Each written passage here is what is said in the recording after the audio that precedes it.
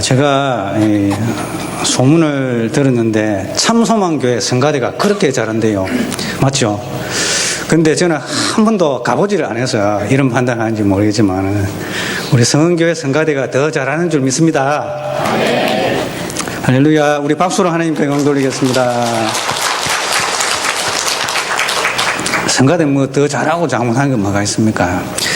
하나님께 영광이 되고 찬양이 되면은 그것으로 하나님께서 기뻐하실 줄 믿습니다. 예수님이라고 불리우는 분이 나의 눈을 뜨게 했습니다라는 그 증언을 한때 소경이었던 자로부터 직접 들은 사람들이 그 소경이었던 사람한테 질문을 합니다. 질문을 하는데 그분이 어디 계시느냐라고 질문을 합니다. 그러니까 그 소경은 나는 그 사람이 어디 계신지 알지 못한다라고 대답을 했습니다. 왜냐하면 주님께서는 그 사람의 병을 고쳐주시고 또한 그는 뜬 눈으로 주님 앞에 나와서 그것을 확인했을 때 주님께서는 어디론가 유유히 사라지시고 그 소경과 주님은 헤어지셨습니다. 우리 주님은 스스로 자신이 이적을 행하시고 난 다음에 자신을 자랑한 적이 한 번도 없습니다. 내가 병을 고쳤다. 와봐라. 신기하지. 나한테 좀 박수 좀 쳐봐라. 막 이런 적이 우리 주님 한 번도 없었어요. 보통 사람 같으면은 막 이렇게 병을 고치고 이러면은 불에 좀 나타났다 해가지고 신문 광고 내고 전화번호 내고 어디 찾아오라 막 광고할 텐데 우리 주님은 그렇게 하신 적이 한 번도 없었습니다. 우리 주님께서는 그저 은밀하게 찾아오셔서 은혜를 받을 자에게 은혜를 주시고 어디론가 이렇게 사라지시는 그러한 분이십니다. 그래서 우리 주님께서는 오른손이 한 일을 왼손이 모르게 하시는 그런 분이십니다. 그래서 우리 주님께서는 제자들에게 이야기를 합니다. 너희들이 선한 일을 할 때에 오른손이 한 일을 왼손이 모르게 해라. 그렇게 해야 하늘에 상이 있을 것이다 라고 이야기하고 있습니다. 하지만은 주님을 만난 사람 속에는 주님의 흔적이 남아 있을 수밖에 없습니다. 주님께서는 유유히 사라지시고 자신을 나타내지 아니했지만은 그 소경은 주님께서 하신 일을 거듭 이야기를 했습니다. 물어보는 사람들한테 이야기했고 또 바리새인들 앞에 가서도 어떻게 눈을 떴느냐 할 때에 제일 먼저 예수님에 대해서 이야기를 했습니다. 그가 진흙을 만들었습니다. 내 눈에 발라붙였습니다. 내가 씻었습니다. 그래서 눈을 떴습니다. 예수님에 대해서 계속 이야기를 합니다. 주님을 만난 이후에는 이전과 같을 수가 없기 때문에 주님을 만난 이후에는 우리 삶의 변화의 흔적이 남게 되어 있습니다. 그러므로 그 소경은 이야기할 수밖에 없는 것입니다.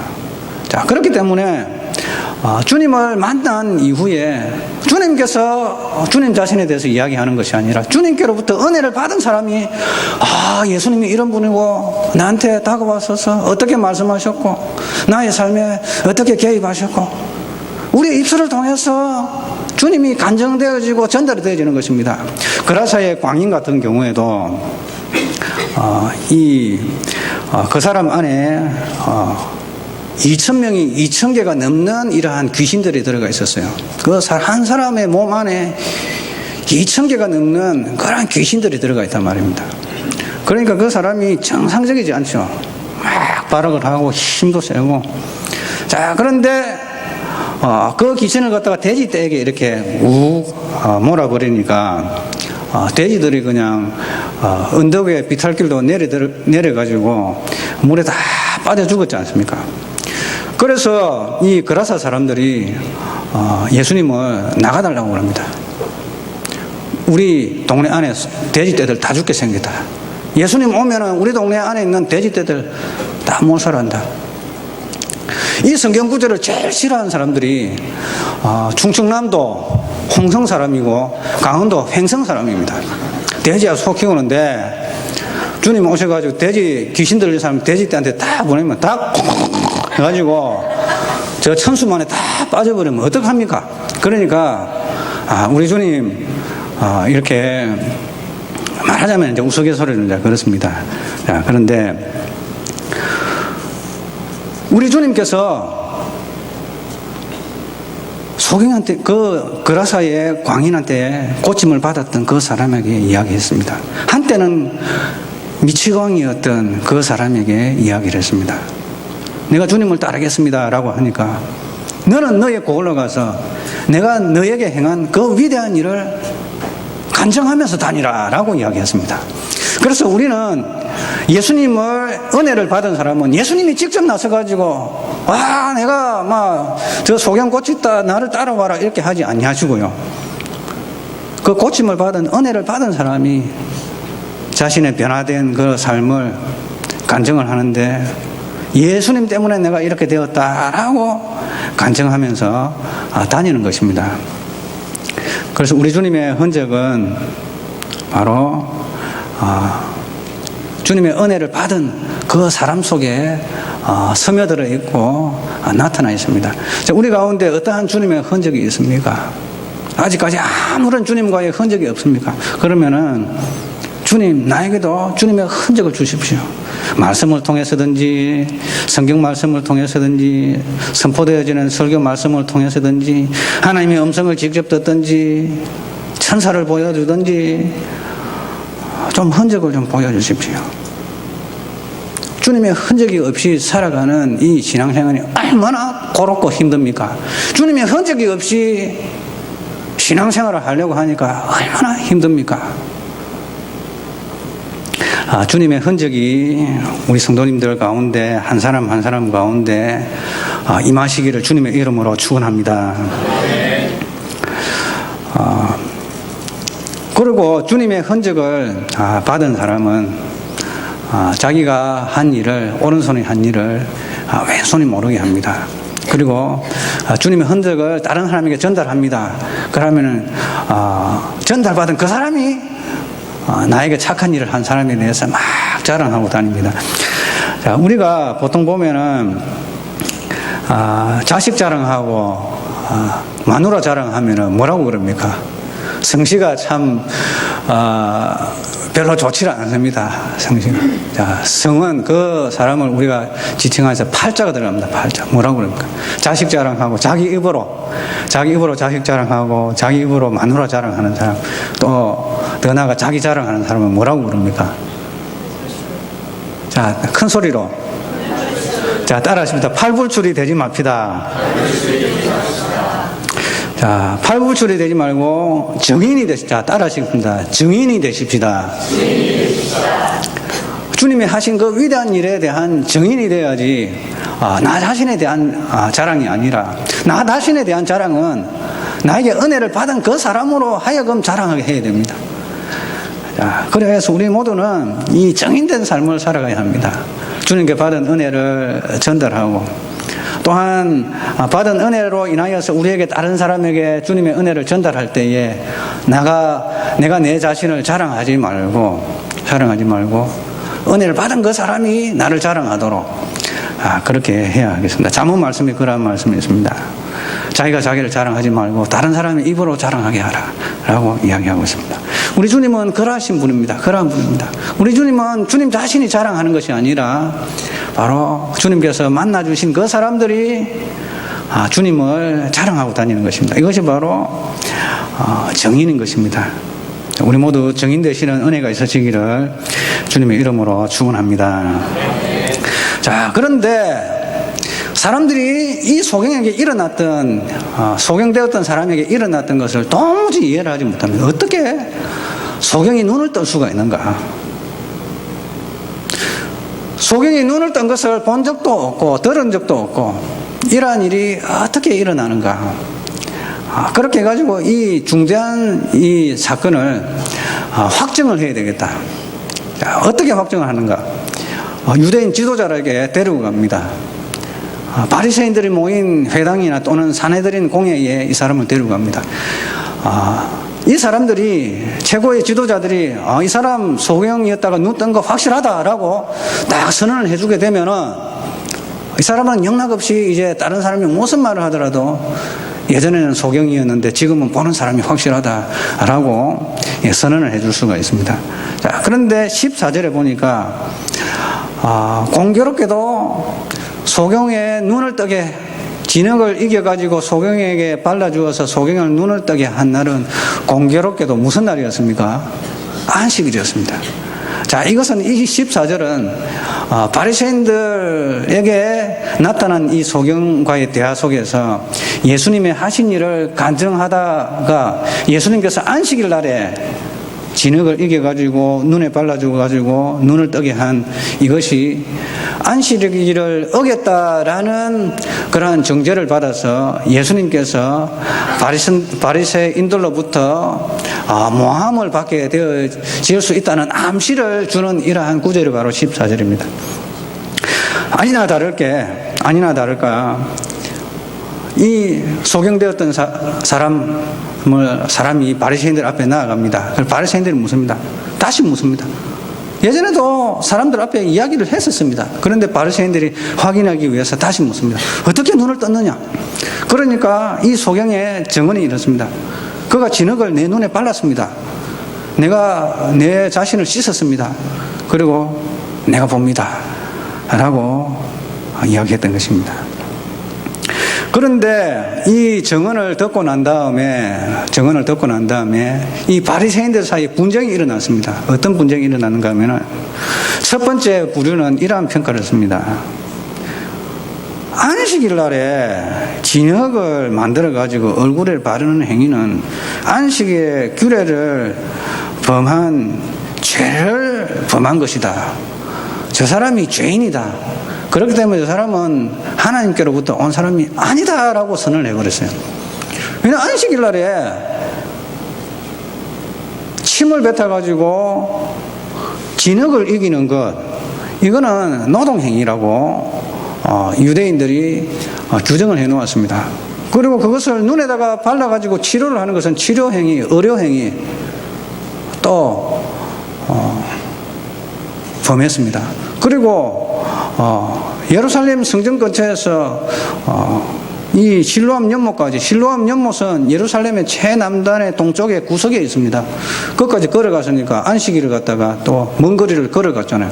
그러니까 안식일을 범한 여러 가지로 안식일을 범했을 뿐만 아니라 다른 사람도 안식일을 범하게 하는 그 죄를 지었기 때문에 이 사람은 하나님께로부터 온 사람이 아니다라고 선언을 했습니다.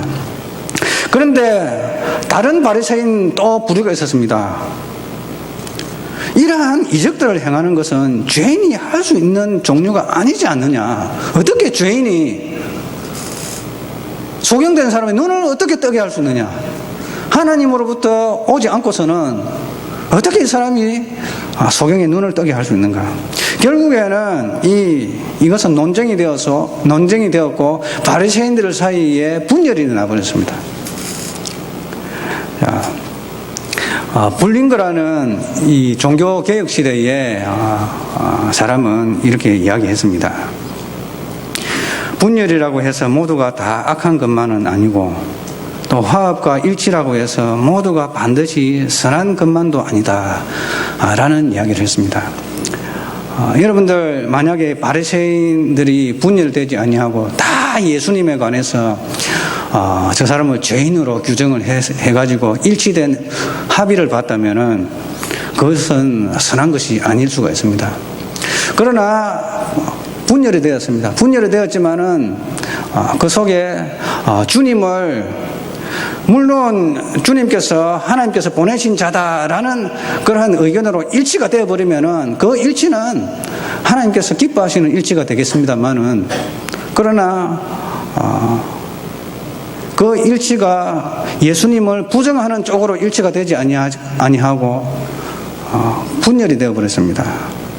이 분열은 긍정적으로 보면은 바리새인들이 예수님을 다 죄인으로 규정한 것보다 더 나은 그러한 측면에서 볼 때 이 분열은 어찌 보면은 악한 것만은 아니었습니다. 자, 그래서 우리는 주님의 말씀이 선포되는 때 때로는 듣는 이들로 하여금 주님의 말씀에 순종하기로 원하는 사람과 주님의 말씀에 반응하지 않는 두 부류로 분열되는 그러한 경향이 있습니다. 그러면 이 분열 자체가 어찌 보면은 긍정적으로 보면은 다 주님의 말씀에 반응하지 아니하기로 합의된 것보다는 차라리 분열되는 것이 낫죠. 물론 다 주님의 말씀으로 받아들이기로 합의하고 일치가 되면 더 좋겠습니다만은 주님의 말씀이 아닌 것으로 받아들이는 것보다 일치하는 것보다 더 나은 것이 어찌 보면은 긍정적인 의미에서의 분열이 되어지겠습니다. 사도 바울이 복음을 전할 때에 때로는 듣는 사람들 사이에 심한 분열이 일어났습니다. 말씀을 듣고 회개하여 주님을 믿기로 작정하는 자가 있었지만은 유대인의 율례를 어긴다고 해가지고 예수님을 사도 바울을 죽이려고 쫓아다니는 그러한 사람도 있었습니다. 자, 이방인은 할례를 받지 않아도 된다 라고 이방인들에게 가르쳤을 때 유대인들이 듣기로는 할례를 받지 아니하면은 하나님의 자녀가 아니다라고 유대인들은 주장하고 가르쳐 왔기 때문에 이 자신들의 이 편견을 가지고 있는 유대인들에게 특별히 주신 하나님의 이 언약, 너희는 포피를 베어서 영원토록 언약을 맺어라. 이것이 너와 나와 너희 백성 사이에 언약이다 해가지고 유대인들에게는 난지 8일 만에 할례를 하게 했습니다. 그런데 사도 바울이 이방 지역에 다니면서 할례 받지 않아도 구원과는 상관없다. 구원은 믿음으로 받는다. 받고 싶은 사람은 받아라. 할례를 받고 싶으면 받아라. 그러나 그것은 구원을 위한 필수 조건은 아니다라고 분명하게 가르쳤어요. 그러니까 이 유대인들이 반으로 쫙 갈라지고 그 말이 맞다. 그 말이 맞지. 그래. 유대인들에게 할례를 강요할 필요는 없지. 이렇게 해가지고 사도 바울의 이 복음의 메시지를 받아들이는 사람이 있었던 반면에 저거 죽일 놈이네. 하나님께서 우리 유대 민족에게 언약을 주신 할례를 받지 아니하면 영혼이 끊쳐진다고 했는데 저 죽일 놈이나 해가지고 사도 바울을 죽이려고 끝까지 쫓아다니는 그런 부류가 있습니다. 그래서 하나님의 복음의 말씀이 증거되어질 때에 말씀을 듣고 회개하여 주님께로 돌아오기로 분열되는 사람이 있는 반면에 말씀을 듣지 않기로 분열되어지는 그러한 부류가 있었다는 것입니다. 자, 그러면은 우리 모두는 우리 주님의 말씀을 인정하고 돌이켜서 회개하여 구원받기 이르는 그러한 분열로 이루어지는 그러한 복이 있으시기를 주님의 이름으로 축원합니다. 우리 주님께서는 이 땅에 분열을 가져다 주시기 위해서 오셨습니다. 무슨 말입니까? 죄와 사망의 법 아래에서 마귀에게 종노릇 하던 우리 타락한 백성들을, 인류를 마귀의 권세로부터 쪼개어가지고 하나님의 사랑의 아들의 나라로 분열시키기 위해서 이 땅에 오셨습니다. 자, 그러므로 우리는 이 분열을 두려워해서는 안 됩니다. 우리가 하나님 편에 서서 구원받는 하나님의 백성이 될 수만 있다면 분열을 택해야 합니다. 그러나 분열 속에서 그러한 유대인 사이에 심한 갈등과 분열이 있었습니다. 논쟁이 있었습니다. 결국에는 이 유대인들이 질문을 합니다. 눈을 뜬 그 사람의 의견을 한번 들어보자. 그 바리새인들은 소경이었던 자에게 질문을 합니다. 그가 당신의 눈을 뜨게 한 것과 관련하여 당신은 그를 누구라고 말하는가? 당신의 이야기를 한번 들어보자. 그러나 그 이야기를 했을 때에 그 질문을 하는 사람들이 듣고 싶어 했던 그 대답은 그분은 메시아입니다. 선지자입니다. 이런 종류를 듣고 싶어 한 것이 아니라 그는 죄인입니다. 라는 이야기를 듣고 싶어 했을 거예요. 그 이유는 이 이후에 17절 이후에 등장하는 대화를 보면은 알 수가 있습니다. 자, 그는 분열을 두려워했던 사람이라면은 침묵하였을 것입니다. 또는 이렇게 대답했을 것입니다. 나는 잘 모르겠습니다. 나는 이쪽 의견도 아니고 이쪽 의견도 아닙니다. 나는 이 분열에 끼어서 입장이 곤란해지기를 원치 않습니다 하고 잘 모르겠습니다 또는 침묵을 했을 것입니다. 그런데 그는 대답을 했습니다. 그분은 선지자입니다. 선지자입니다. 무슨 말인가 하면 그의 대답은 이러한 의미를 가지고 있습니다. 나는 이러한 표적을 행하시는 능력이 그가 하나님으로부터 보냄을 받은 증거라고 생각을 합니다. 비록 이 일이 안식일에 행하여졌지만 그것은 바로 하나님께로부터 오신 자임을 증명하는 것입니다. 그리고 이러한 능력은 사람에게서 나올 수가 없기 때문입니다. 그렇게 해서 이 소경은 자신의 소신을 이야기했습니다. 주님을 인정하는 그 분열에 자신을 포함을 시켜버렸습니다. 우리 이 세상은 분열 속에 있습니다. 여러분 어떠한 분열에 속하겠습니까? 하나님께 속한 분열에 속하겠습니까? 아니면은 아직까지 죄와 사망의 법 아래에서 종노를 하는 그 분열에 속하겠습니까? 주님을 택하는 그 분열의 그 편에 속하게 되면은 우리 주님께서 마지막에 재림하실 때에 양과 염소를 분열시키실 것입니다. 구분하실 것입니다. 그 분열 속에 하나님의 말씀을 따라서 살아간 구원받은 하나님의 백성을 상징하는 양의 무리 속에 우리를 분열시키셔서 우리를 그 속으로 구분시키실 것입니다. 그러므로 우리는 이 세상에 살아가면서 나의 이 의견, 나의 주님에 대한 이 말을 통해서, 간증을 통해서 사람들이 어떻게 반응하고 분열이 되어질지에 대해서 염려하여서 자신의 의견을, 주님에 대한 의견을 가리거나 시시하거나 모른 체 한다면은 그것은 주님께서 원하는 그러한 것이 아닐 것입니다. 또 한 가지 우리 살펴봐야 할 것은 우리의 이러한 일상의 대화와 그리고 사람들과의 나타나는 그 말 속에 주님에 관한 그러한 이야기가 스며들어야 되는 것입니다. 주님에 관한 이야기.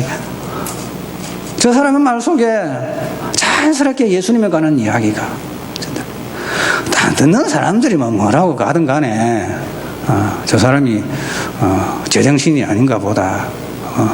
저 사람이 편견된 편견을 가지고 중립적인 입장이 아니고 특정한 이 가치관을 가지고 이렇게 기독교적인 가치관을 가지고 창조론적인 가치관을 가지고 있네라는 이러한 이야기를 들을지언정 나는 내가 받은 그 하나님의 은혜를 자연스럽게 내 대화 속에서 주님에 관한 이야기를 하는 것입니다. 하나님의 은혜로 예수 안 믿는 사람이 등장하면은 하나님 이야기를 싹 빼버립니다. 좋은 일이 있었다. 은혜 받았다 해야지. 하나님께 은혜 받아야 돼. 좋은 일이 있었다. 되고요. 우리 그리스도인들은 자신의 입장을 분명히 밝게 됩니다. 사람들이 동의를 하든 동의하지 않든 하나님께 받은 그 은혜를 사람들 앞에 당당히 이야기하는 것입니다. 우리의 이 대화 속에서 사람들은 주님을 발견합니다. 주님을 믿을 사람은 믿을 것이고 안 믿을 사람은 또 안 믿을 것입니다. 그 분열을 두려워하여서 우리가 마땅히 해야 할 그 대화의 내용을 바꾼다면은 아니 되겠습니다. 말씀을 맺겠습니다. 우리의 대화 속에서 주님께서 우리에게 하신 일을 드러내야 할 것입니다. 그리고 우리가 하는 주님에 대한 증언이 때로는 듣는 이들에게 주님께 긍정적으로 반응하는 분열이 될 수도 있겠고, 그리고 주님께 반응하지 않는 쪽으로의 분열로 나타날 수가 있습니다. 그때 우리는 주저하지 말고 소경되었던 사람처럼 주님께 반응하는 부류의 분열을 선택해야 합니다. 그 결국은 마지막 때에 구원받은 양의 무리로 구분이 될 것이기 때문입니다. 이러한 소경 속에 나타났던 그러한 하나님의 은혜를 받은 자의 그러한 모습, 주님에 대한 증언을 통해서 드러나게 되어지는 이 분열과 또한 그 속에서 나타나는 사람들의 양상으로 인해서 우리는 두려워하지 말고 담대히 주님을 증거하시고 주님 편에 서시는 저와 우리 성도님들이 되시기를 주님의 이름으로 축원합니다. 하나님 아버지, 주님의 은혜와 사랑을 감사합니다. 소경되었던 그 자가 주님을 만남으로 인하여서 그의 삶에는 변화가 일어났고 또 그는 그에게 일어났던 그러한 일을 자연스럽게 이야기하는 중에 우리 주님에 관해서 이야기할 수밖에 없었습니다. 그럼에도 불구하고 많은 사람들이 동일한 반응이 아니라 양분된 반응을 보였습니다. 그러한 반응에도 불구하고 우리는 그러한 분열을 두려워한 나머지 주님을 향한 나의 간증이 멈춰지지 않게 하여 주시고 오히려 주님을 자랑하며 주님을 선전하는 그러한 은혜 받은 소경과 같은 그러한 모습이 우리의 일생 가운데 있게 하여 주옵소서. 하나님 아버지, 무엇보다도 우리 성도 각자에게 주님의 흔적이 있게 하여 주시옵소서. 주님과의 만남의 흔적이 있게 하여 주시고 변화의 흔적이 있게 하여 주시고 하나님 아버지, 그것으로 인하여서 사람들에게 할 말이 있게 하여 주시옵소서. 주님에 관하여서 증거할 말이 있게 하여 주시옵소서. 단순히 다른 사람의 이야기가 아닌 나와 주님과의 그 이야기가 있게 하여 주옵소서. 주 예수님의 이름으로 기도드립니다. 아멘.